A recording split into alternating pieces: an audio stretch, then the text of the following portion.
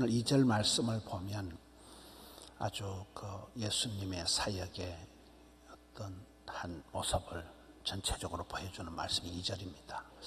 침상에 누운 중풍병자를 사람들이 대불고 오거늘.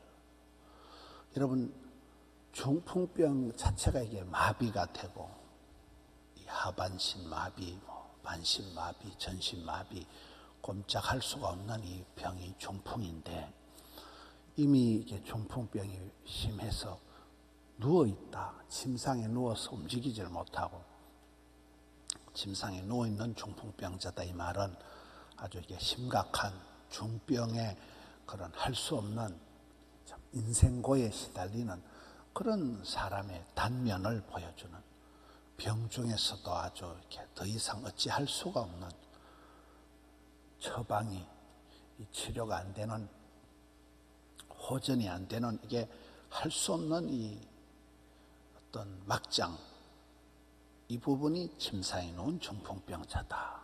그 한 모습이죠. 사람들이 데리고 왔다는 거예요. 저 부분을 이렇게 참, 침상이라면 한 모퉁이를 잡으면 4명이 여기를 잡고 아름다운 동력을 얘기하는 거잖아요.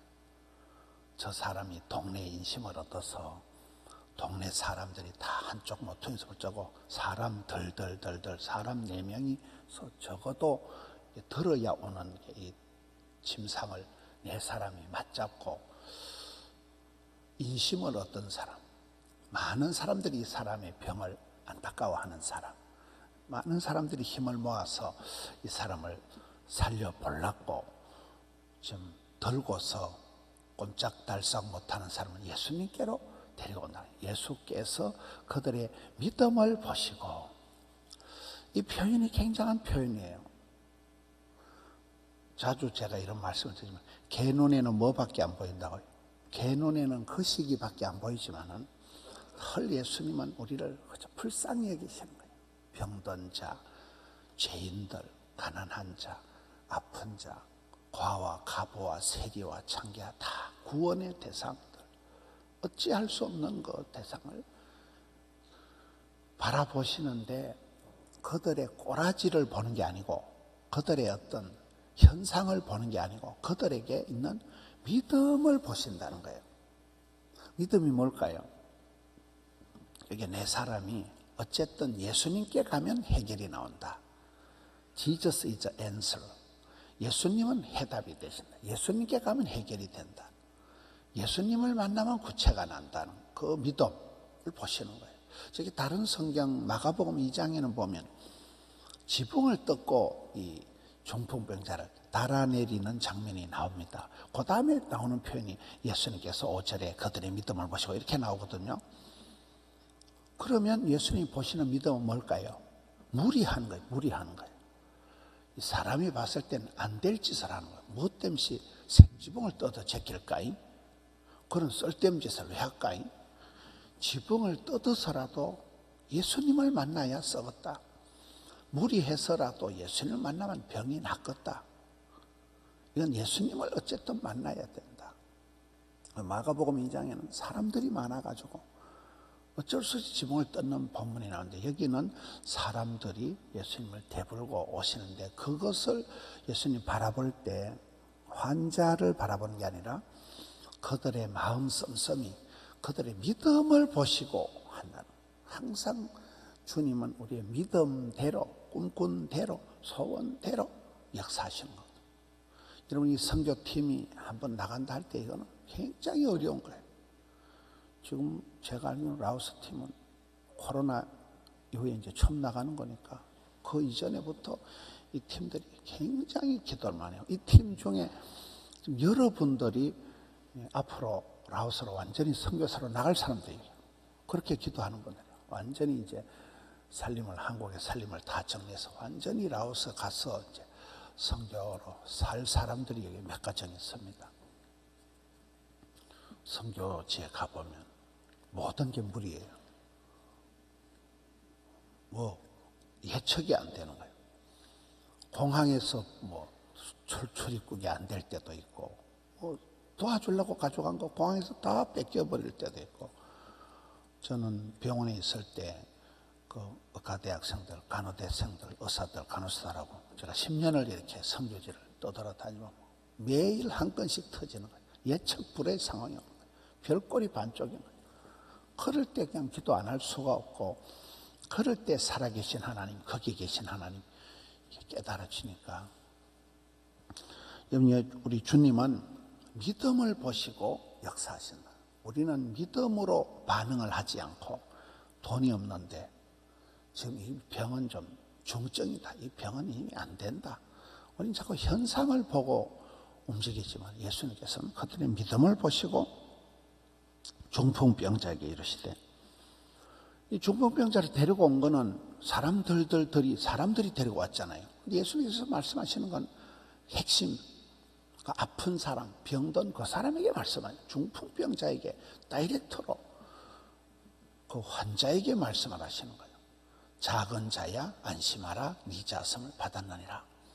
그럼 작은 자가 뭘까요? 성경의 전체적인 흐름이 이 작은 자에 대한 사랑이에요.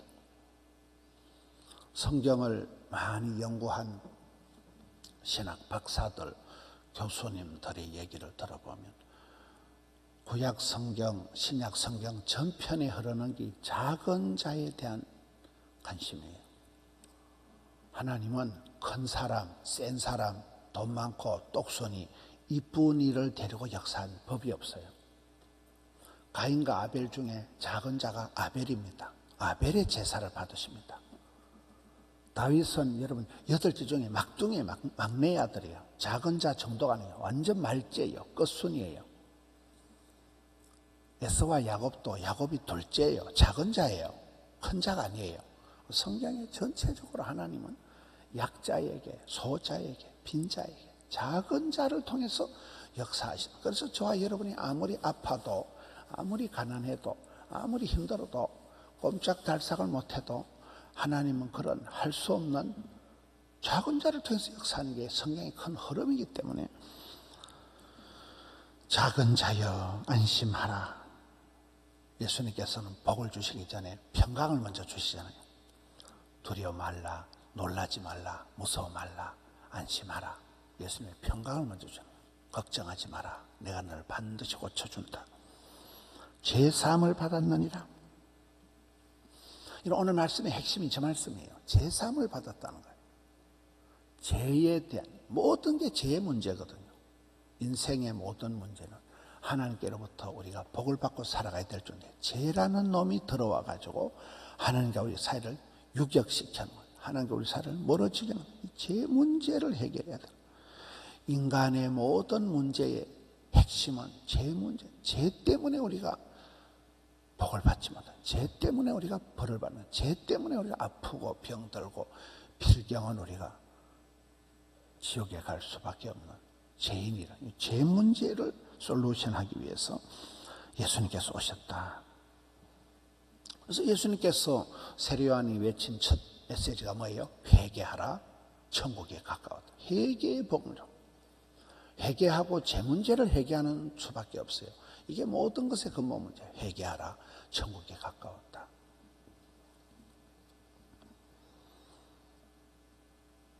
(3절에) 어떤 서기관이 속으로 이르되 이 사람이 신성을 모독하도다. 이 서기관이라는 것은 성경 박사들이에요. 가장 그 성경을 연구하고 필사하고 하는 사람, 서기관.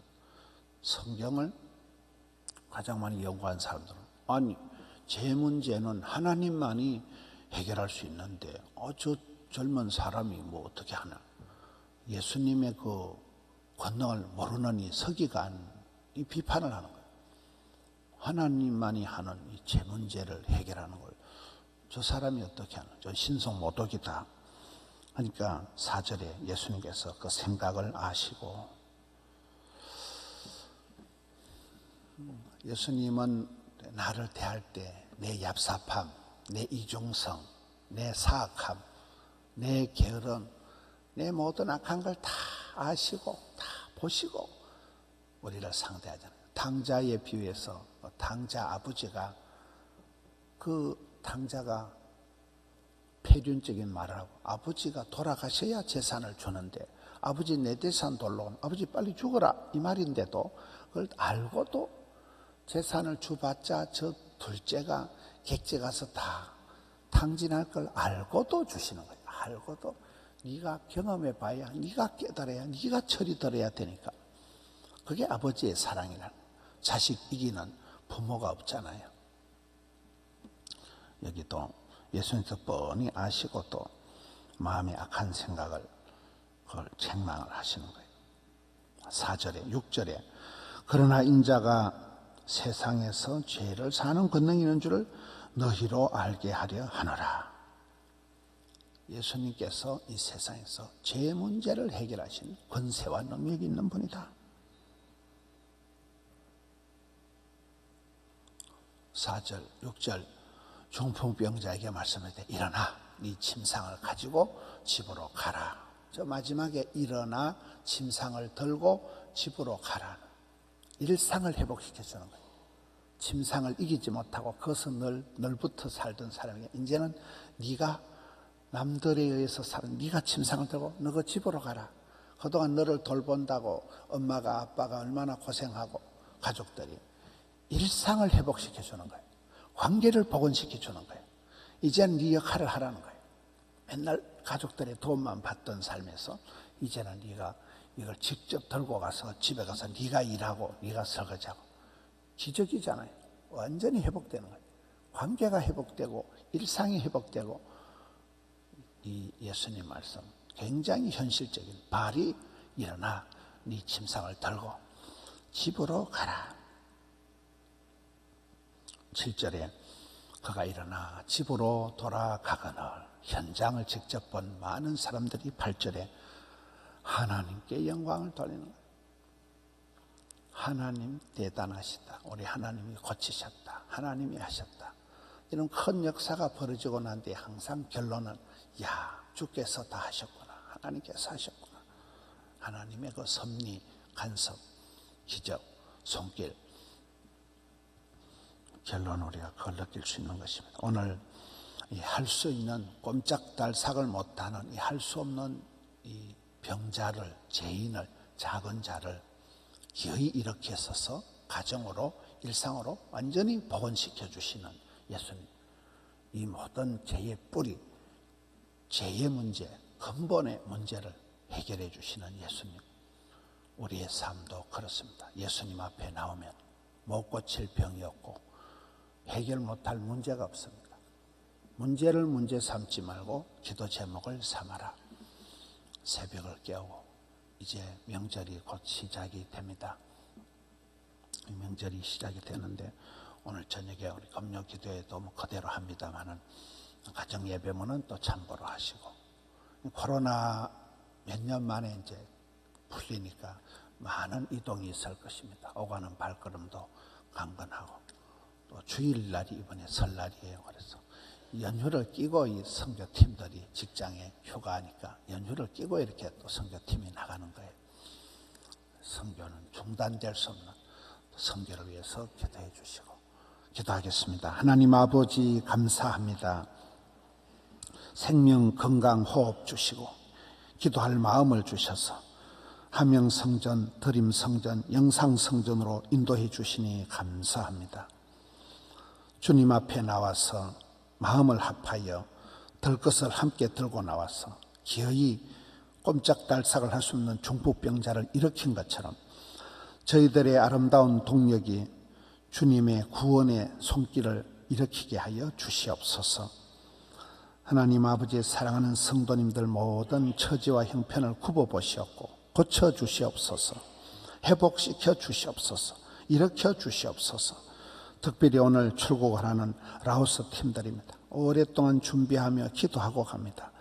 주님 행하실 일들을 기대하며 나아갑니다. 주의 기쁨이 되게 하여 주옵소서. 출입국을 일정을 발걸음을 지켜 주시옵소서. 이번에 라오스에 가서 거기 계신 하나님, 살아계신 하나님, 역사하신 하나님, 아버지 하나님의 마음을 느끼고 또 공유하며 많은 그런 주님의 음성을 듣고 돌아오는 저들 되게 하여 주시옵소서. 명절을 맞이하여서 성도님들의 출입을 지켜 주시옵소서. 종일토록 붙들어 주시옵소서. 가정이 회복되고 일상이 회복되기를 원합니다. 우리 주님 역사하여 주시옵소서. 감사합니다. 찬양합니다. 우리 구주 예수님 이름으로 기도 올리옵나이다. 아멘.